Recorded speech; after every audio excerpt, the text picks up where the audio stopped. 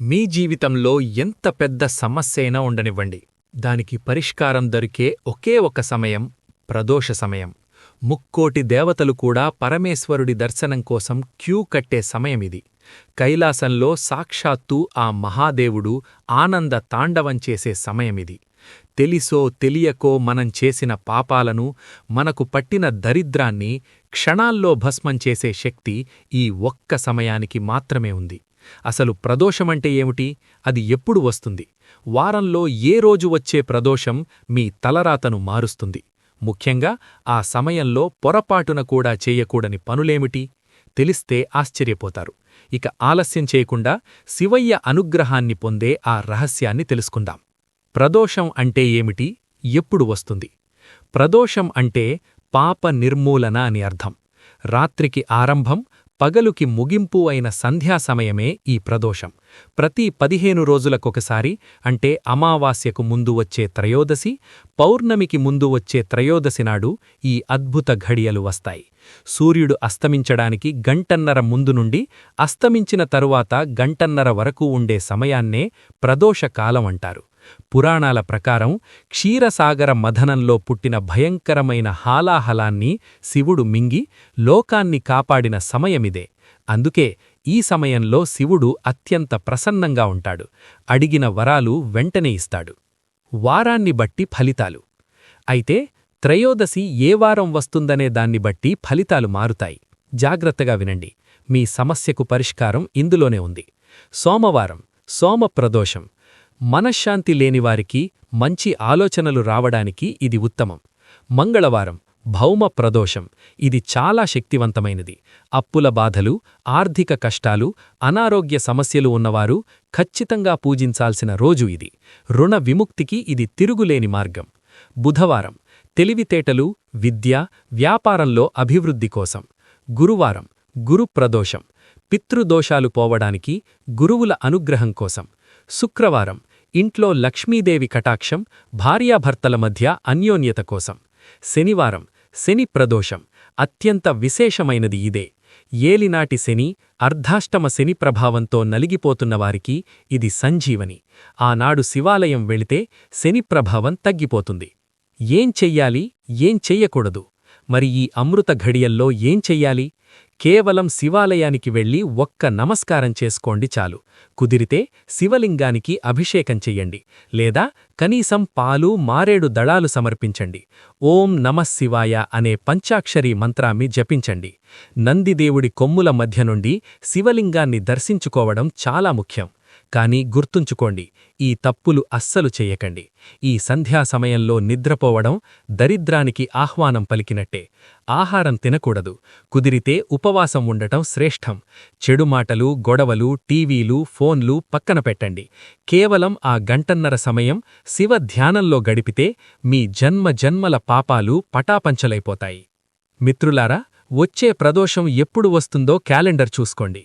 ఎన్ని పనులున్నా పక్కన పెట్టి ఆ సమయంలో దగ్గర్లో ఉన్న శివాలయానికి వెళ్ళండి. ఒక్క దీపం వెలిగించండి. మీ జీవితంలో వచ్చే మార్పును మీరే చూస్తారు.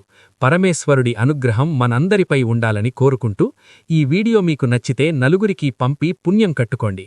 ఓం నమఃశివాయ. అసలీ ప్రదోషకాలానికి ఇంత శక్తి ఎక్కడ్నుండి వచ్చింది?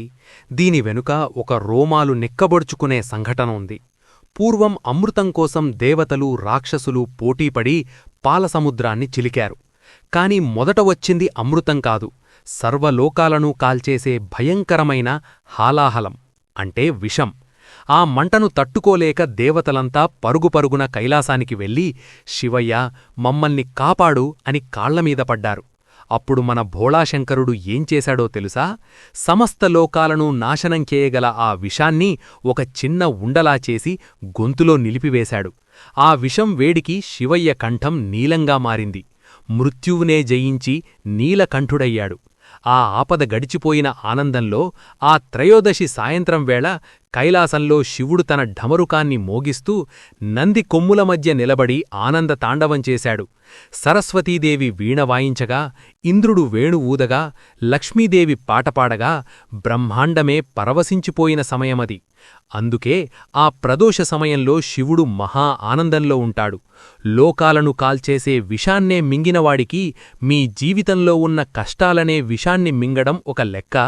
అందుకే ఆ సమయంలో కన్నీళ్లతో ఒక్క దండం పెడితే చాలు, మీ కష్టాలన్నీ ఆవిరైపోతాయి. ఏ ద్రవ్యంతో అభిషేకిస్తే ఏ ఫలితం? శివాలయం వెళ్ళినప్పుడు ఏదో మొక్కుబడిగా నమస్కారం చేసి రాకండి. ప్రదోష సమయంలో చేసే అభిషేకానికి 1,000,000 రెట్ల ఫలితం ఉంటుంది. మీ కోరిక ఏంటో చెప్పండి, దానికి తగ్గ వస్తువుతో అభిషేకం చేయండి. పాలు. మీకు దీర్ఘాయువు కావాలా? అనారోగ్యం పోవాలా? అయితే ఆవు పాలతో అభిషేకం చేయించండి. నెయ్యి. మోక్షం కావాలనుకునేవారు లేదా ఎప్పటికీ తీరని కోరికలు ఉన్నవారు నెయ్యితో అభిషేకం చేస్తే అద్భుతమైన ఫలితముంటుంది. పెరుగు. సంతానం లేక బాధపడే దంపతులు పెరుగుతో అభిషేకం చేస్తే వంశాభివృద్ధి జరుగుతుంది. తేనె. మీ గొంతు బాగుండాలన్నా, లలిత కళల్లో రాణించాలన్నా తేనెతో అభిషేకం శ్రేష్టం. బియ్యం పిండి. ఇది చాలామందికి తెలియదు. అప్పుల బాధలు విపరీతంగా ఉంటే బియ్యం పిండితో లేదా చెరుకు రసంతో అభిషేకం చేస్తే రుణవిముక్తి కలుగుతుంది, దారిద్ర్యం తొలగిపోతుంది. విభూతి. 1,000,000 పుణ్యఫలాను కావాలంటే విభూతితో అభిషేకం చేయండి. నందీశ్వరుడి రహస్యం. ప్రదోషకాలంలో నందీశ్వరుడికి ఒక ప్రత్యేకత ఉంది. శివయ్య ఆనందతాండవం చేసేది నంది 2 కొమ్ముల మధ్యలో అని శాస్త్రం చెబుతోంది. అందుకే ప్రదోష సమయంలో నందిదేవుడి కొమ్ముల మధ్య నుండి శివలింగాన్ని దర్శించుకుంటే సాక్షాత్తు కైలాసంలో శివతాండవం చూసిన పుణ్యం దక్కుతుంది. ఈ సమయంలోనే నందిదేవుడికి పచ్చిబియ్యం, బెల్లం కలిపి నైవేద్యంగా పెట్టడం చాలా మంచిది. కానీ ఒక చిన్న హెచ్చరిక. చాలామంది నంది చెవిలో కోరికలు చెబుతుంటారు. కాని ప్రదోష సమయంలో మాత్రం శివుడికి నందికి మధ్య ఎవ్వరూ అడ్డు రాకూడదు. ఆ సమయంలో నంది దృష్టి పూర్తిగా శివునిమీదే ఉంటుంది. కాబట్టి ఆ సమయంలో నందిని తాకడం కాని, అడ్డు నిలబడం కాని చెయ్యకండి. దూరం నుండే నమస్కరించండి. గుడికి వెళ్లలేని వారు ఏం చేయాలి? సరే, ఉద్యోగరీత్యానో ఆరోగ్యరీత్యానో గుడికి వెళ్లడం కుదరలేదనుకుందాం. మరి మా పరిస్థితి ఏంటి అని బాధపడకండి. శివుడు భావప్రియుడు, ఆడంబరాలకు పొంగిపోడు. మీరు ఇంట్లోనే ఉండి ప్రదోష సమయంలో అంటే సూర్యాస్తమయ వేళ దీపం వెలిపించి తూర్పు దిక్కున కూర్చొని ఓం నమఃశివాయ అనే మంత్రాన్ని 108 సార్లు జపించండి. లేదా దారిద్ర్య దహన స్తోత్రం అని ఉంటుంది, దాన్ని చదవండి. ఆ సమయంలో ఇంట్లో వంట చేయకండి, తినకండి. ఆ గంటన్నర సమయం ఉపవాసం ఉండి శివధ్యానం చేస్తే మీరు కాశీకి వెళ్లి దర్శనం చేసుకున్నంత ఫలితం మీ ఇంట్లోనే దక్కుతుంది.